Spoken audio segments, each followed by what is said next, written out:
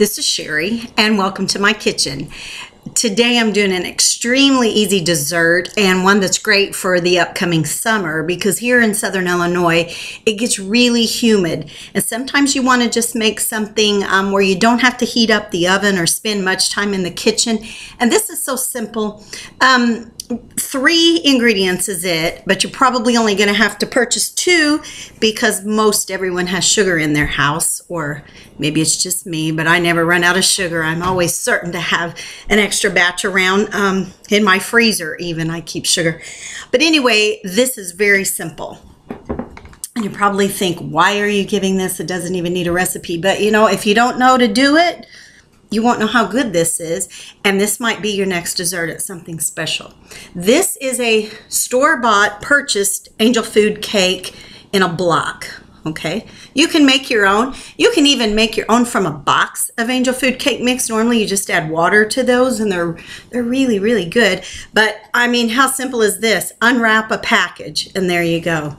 The next thing you're going to need is about a ½ pound or a smaller container than this of fresh strawberries, and you want to wash those really well. And normally when I buy strawberries, that's a fruit that I'll try to get organic. When it's on sale, I'll purchase the organic strawberries because they hold a lot of the pesticides and it's hard to get them out sometimes. But anyway, so with those strawberries, you're just gonna take off the stems and cut them up small. And then I like to use, this is another tool tip, this is actually a potato masher, a round one that I love to use. And that's what I use, I'm going to put this down here a little bit, to mash my strawberries. You know, you would do them just like you would do potatoes. Just mash them till they're nice and juicy. You don't want any big chunks in this, but small chunks are fine. And then when you're done mashing them, you're going to add some sugar, just white sugar, and you're going to pour this in.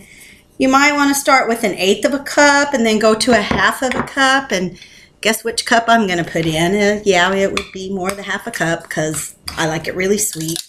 But depending on your berries, did you know the great big berries that they sell, that right now you can find them easily in the stores, but usually those aren't the best to do something like this. They look really nice if you're dipping them in chocolate, but they're never the sweetest. I like the smaller, the darker, the sweeter, the juicier. And this was kind of in between. They were a little bit big and not all that juicy, and as sweet, so I'll probably put a little more sugar because of it. But anyway, so you add the sugar, and you're just going to let this sit for a bit. Whoa, I just about spilled some. Maybe about 5 minutes or so, 5, 10 even. And then when you're finished, just let it set, and that sugar, it tastes so good on here. All you're going to do then is start drizzling it over the top. Once I do this, I'll try to get a better picture for you. Drizzling it over the top. Now, what's really good, you don't want to do this too early because it does end up soaking into it. You know, so you don't want to put the topping on and then have a long period of time before you eat it. However, if you do it just a little while before, isn't this pretty? It does kind of soak in enough that, you know, it kind of has a really nice look to it. But I would put the topping on. You can make the topping up any amount of time in advance. Just put it in the fridge, and then right before you plan to serve it.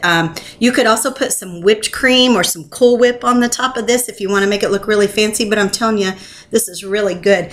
As much of a sweets eater as I am, I would prefer actually heavy meals with lots of carbs, and I like a lighter dessert like that, angel food cake with some fresh berries drizzled on top. So again, that's a really simple 2 to 3 ingredients that you would have to purchase. A block of angel food cake, and then about a ½ pound of your berries, and you're cleaning them and cutting them to small pieces, then mashing them up till till they're where you don't see any big chunks left, just small ones, and adding sugar to taste. And you can do that. Always start with a smaller amount, of course. You can always add more. You can't take it away. But anyway, and serve that. It's just a nice, refreshing, very, very simple meal.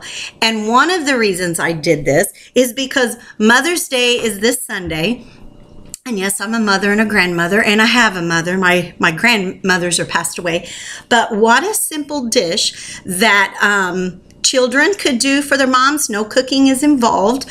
Or, hey, husbands, if you want to just give a shout out to your wife on Mother's Day, if she's the mother of your children, another honor, a way to honor her. So this would be very simple and much appreciated from the mothers. And I want to give a shout out to mine. Rose Marani, best mother. She's like an angel, people. I swear.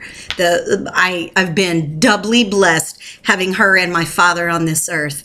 And so if you have a mama and she's still here, give her a hug, send her a card, a letter. You don't have to spend a lot on a gift. Most moms aren't really into the money value behind a gift anyway, or at least I know I'm not. But to, pull her aside and give her some extra honor, even if things aren't great between you. I love that the Bible says, honor your father and your mother. And he's not saying that they're deserving of it. He's just saying, honor that position. She gave you life. So if for no other reason you can say thank you, go ahead and do that. And you'll be blessed because of it. Anyway, here's good cooking to you. And to all the moms out there, have a wonderful Mother's Day weekend.